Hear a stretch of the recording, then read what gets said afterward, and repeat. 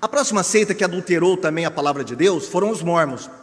Joseph Smith, ele produziu o que ele chamou de versão inspirada, é uma tradução falsa. Ele diz que, 3 meses após ter traduzido o livro de Mórmon, ele começou a traduzir por inspiração de Deus algumas partes da Bíblia Sagrada, começando pelo Antigo Testamento e indo para o Novo Testamento. Vamos ver então algumas coisas. Por exemplo, em um dos livros do livro de Mórmon, chamado de 1 Nefi 13:28, está escrito: vês, portanto, que depois de haver um livro passado pelas mãos da grande e abominável igreja, lê-se Igreja Católica, tá bom? Foram suprimidas, ou seja, foram tiradas, arrancadas, muitas coisas claras e preciosas do livro, que é o livro do Cordeiro de Deus. Preste atenção, o que Smith fez? Ele já preparou a mente dos mormons para a mudança na palavra de Deus, na Bíblia. Porque lá no livro de Mórmon ele já coloca em dúvida que a palavra de Deus, ela é perfeita, ela é do original, é como estava no original.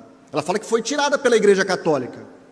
Muito bem, no 8º ponto de fé mórmon, está escrito assim, olha: cremos ser a Bíblia, a palavra de Deus, o quanto seja correta a sua tradução. Cremos também ser o livro de Mórmon a palavra de Deus. Você vê, quanto ao livro de Mórmon não há objeção alguma, mas quanto à Bíblia, eles acreditam nela, desde que a sua tradução seja correta. Como lá no livro de Mórmon fala que foi tirado coisas da Bíblia, então a tradução não está correta.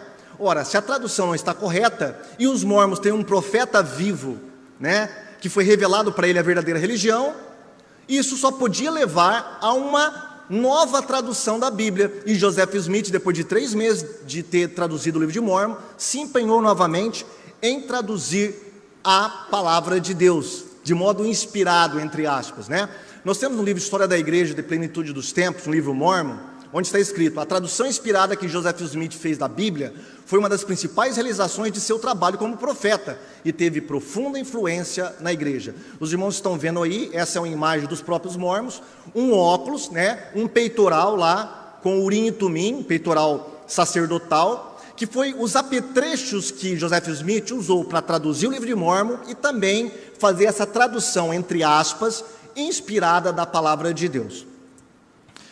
Algumas dessas chamadas correções ou traduções inspiradas, elas foram inseridas no 2º livro de fé mórmon, chamado Doutrinas e Convênios, nas seções 37, 45, 76, 77, 86, 91, 132, em Mateus 24.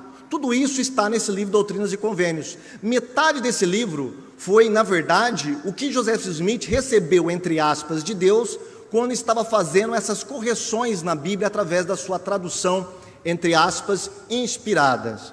Mas vamos ver alguns detalhes dessas traduções. Por exemplo, na seção 76 desse livro, ele diz assim, olha: pois enquanto trabalhávamos na tradução que o Senhor nos designara, chegamos ao 29º versículo do 5º capítulo de João, que nos foi dado como segue: falando da ressurreição dos mortos, com referência aos que ouviram a voz do Filho do Homem, e ressurgirão os que fizeram o bem na ressurreição dos justos, e os que fizeram o mal na ressurreição dos injustos. Ora, isso nos maravilhou, pois nos foi dado pelo Espírito. A tradução de João 5,29 no original está embaixo, olha: e os que fizeram o bem serão pela ressurreição da vida, e os que fizeram o mal para a ressurreição da condenação. O que Smith fez? Introduziu a palavra justo e injusto. E ele fala que ele ficou maravilhado com isso, que Deus deu isso para ele. Olha que grande inspiração que o homem teve. Gente, são absurdos. O homem era um semi-analfabeto, mas ele tinha uma lábia muito boa.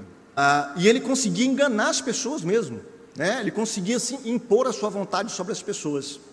E ele conseguiu, com a lábia, falar que isso aí foi algo revelado para ele, que não tem revelação alguma aí nesse versículo, apenas a palavra justo e injusto, que já está implícito no próprio versículo.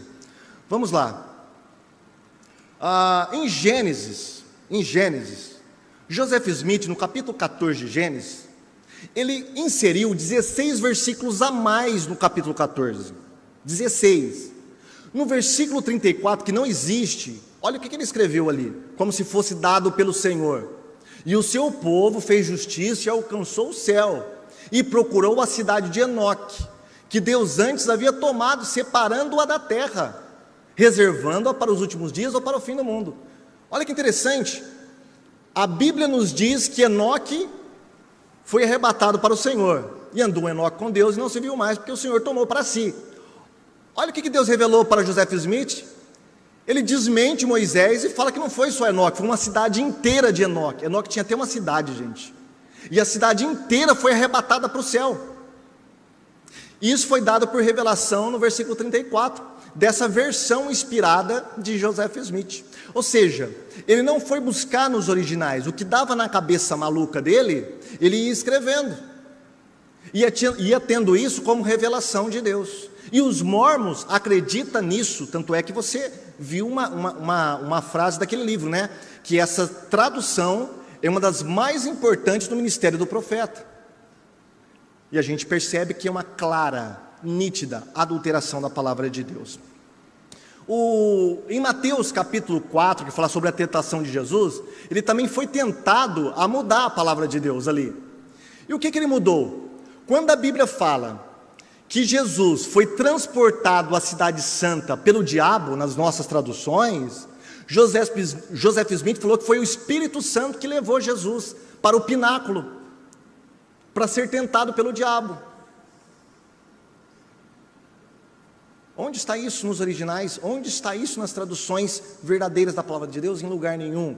Isso é fruto da cabeça doentia de um homem que estava vendido às heresias, mas que tinha milhares de seguidores. Em João capítulo 1, versículo 1, olha como que ele adulterou a palavra de Deus ali. No princípio era o Evangelho, pregado através do Filho, e o Evangelho era a palavra, e a palavra estava com o Filho, e o Filho estava com Deus, e o Filho era de Deus. Gente, isso aí é pior que testemunha de Jeová junto com os adventistas. Ele fez uma salada, uma confusão tremenda ali. A palavra agora é o próprio Evangelho. Quem estava no princípio era o Evangelho. Mas ele se contradiz no versículo 16, olha como é que ele traduz o versículo 16. Pois no princípio era o verbo, o Filho que se fez carne e nos foi enviado pela vontade do Pai. Olha, se lá no versículo 1 ele fala que no princípio era o Evangelho, só se o Evangelho for o Filho, e o Filho for o Evangelho, então você tem uma confusão tremenda ali. Esse é o profeta mórmon, reverenciado e praticamente adorado pela Igreja de Jesus Cristo dos Santos dos últimos dias.